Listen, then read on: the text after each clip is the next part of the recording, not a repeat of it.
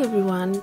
So today is Saturday, and as you know, I don't usually film on Saturdays, but maybe you can tell by my voice I am a little bit sick. I've got a bit of a sore throat and just not feeling great, but after spending about half the day in bed, I just got sick of it and I decided to come out. And while I've got the luxury of my husband actually looking after Mason for a change, you know, do some sort of color therapy and do some drawing and just things that, you know, make me feel good or feel better. So here I've got the muted color scheme, which I talked about when I was putting together this cute little tin palette.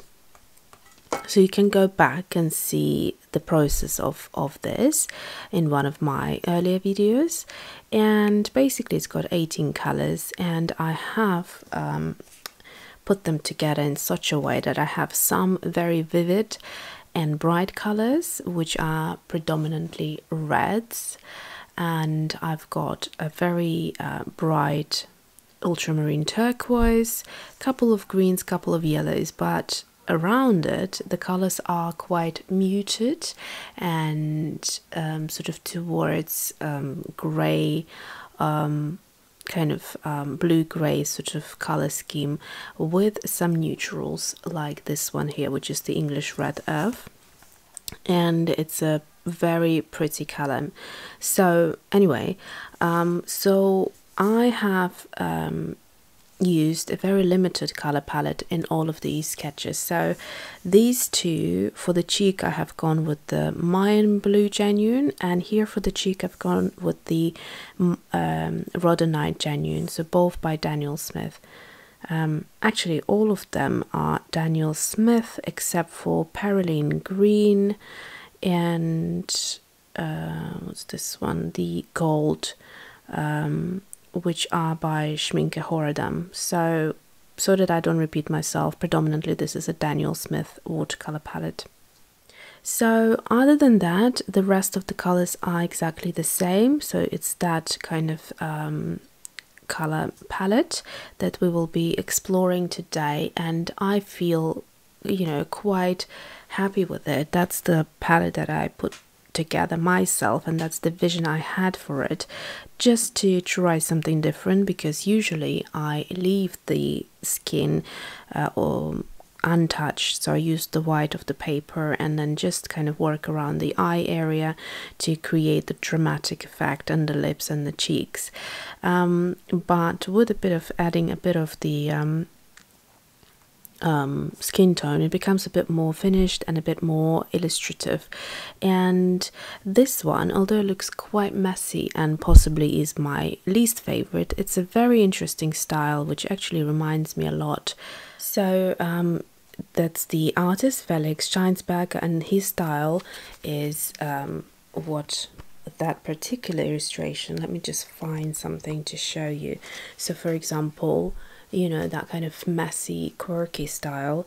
So this one has a very strong kind of presence, and although it's a little bit messy, but it doesn't look bad or wrong, it just looks like a style on its own. I'm just trying to find a couple more just to show you. So for instance, this one, or the other would be this one. So I do like it, but I have to say then this one is my favorite. It's just a little bit more feminine and a little bit more controlled, but with some aspects of messy style there.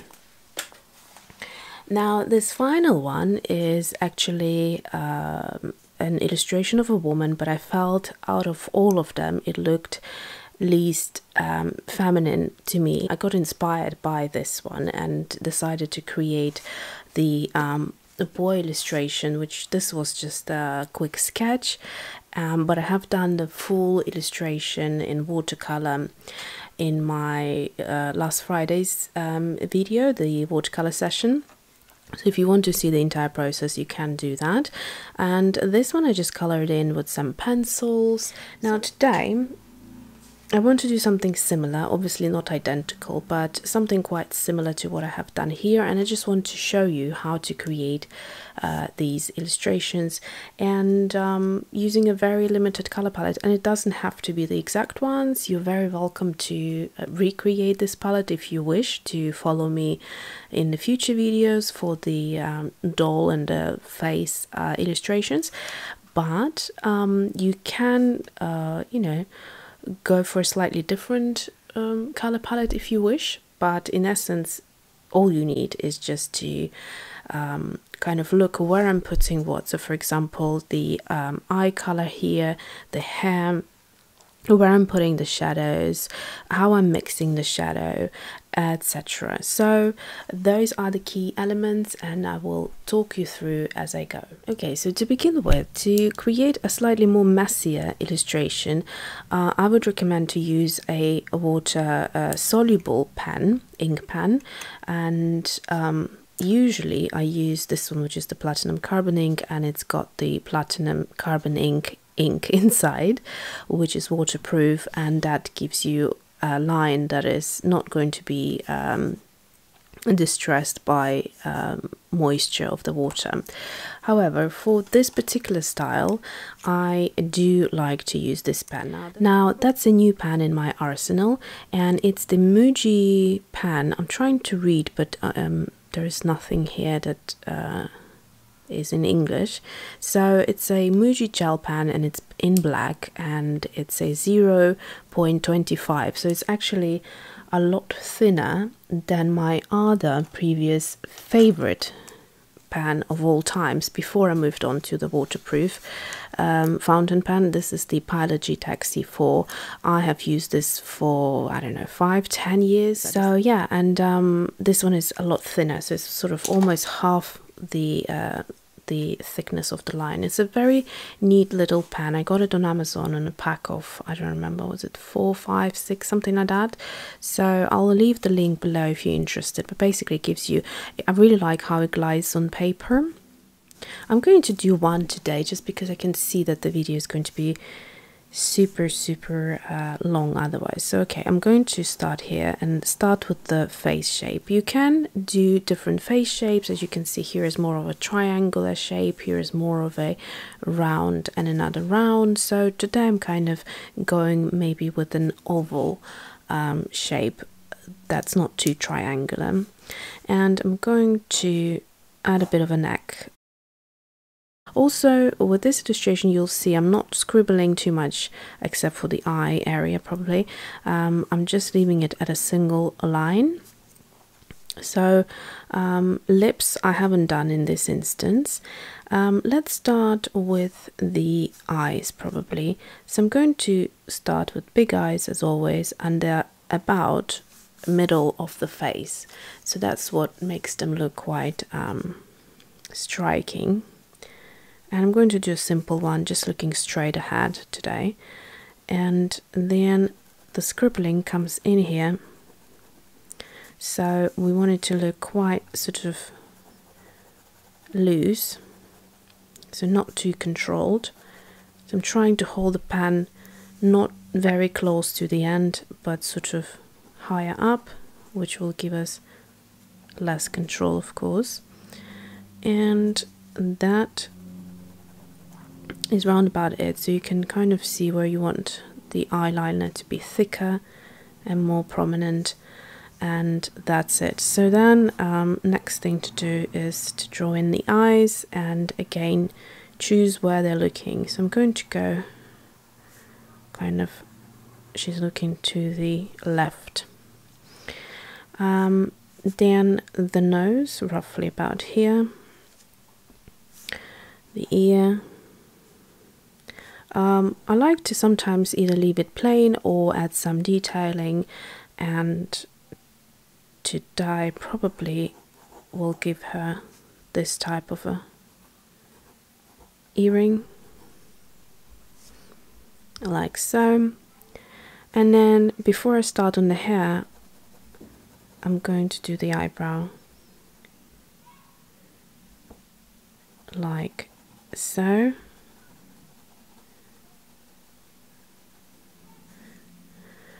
And then the hair. So I always like to give a bit of a fringe impression, and I could give her more of a hair, maybe. Okay, let's do one like here, like this. So that would be like a bun. And then I'm going to draw in these lines, which is going to make it a bit more messier when adding the watercolor, because they're going to move. And in essence, that is it. I could add some lashes if I wish, but I think I'm quite happy. I don't know, she sort of looks Audrey Hepburn right now. Shall I sure not add some lashes? Okay, let me just add some lashes. So I'm going to do 2 long straight-ish lashes. I do like the lashes to look like that. Now you could go in and sort of do a bit more precision if you wish to do. You could leave it quite scribbly. It is up to you. You can correct and close her eye if you wanted to. This is the time to do it, basically. Okay, I'm going to leave it at that. And now let's grab the watercolor. I'm going to put it to the side here so that you can see what I'm doing. And then I'm going to put the mixing tray, or the lid of the tin, and the water and a napkin just above. For the brush, I'm going to use the Jackson's Quill brush in Tan 0. And let's start by doing the skin tones. So I'm going to go straight in. I'm going to leave this here. Let's see, maybe I'll just slide her down slightly so you can see the colors up here. There we go, that works quite nicely. Okay, so we're going to do go into English Red Earth, I believe it's called. Let's see, I can't see from here. Yes. And I'm just going to take a little bit into this corner right here. You can see it's very translucent, so you can't get this color too dark. But I am going to water it out even further and use it as a wash, going everywhere around, like so, around the eyes. That's the only place I'm not touching. And then the nose will run into, which is okay. If you think that it's a bit too dark, then you can wash it out still. So you can see I'm catching, as I'm going with my brush, I'm catching these drawn elements that I have done with the pen, so that it kind of moves it a little bit out. But like I said, do make sure you are aware of that, and that's what you want. So if it is a little bit too dark, what you can do is take a napkin and just dab it off in areas that you want it to be lighter. So I'll leave it dark on one side and dab it off on the other. At the minute it might not look too attractive, but what I'm going to do is now going to wet into wet and add it on one side of the face and then wash it out.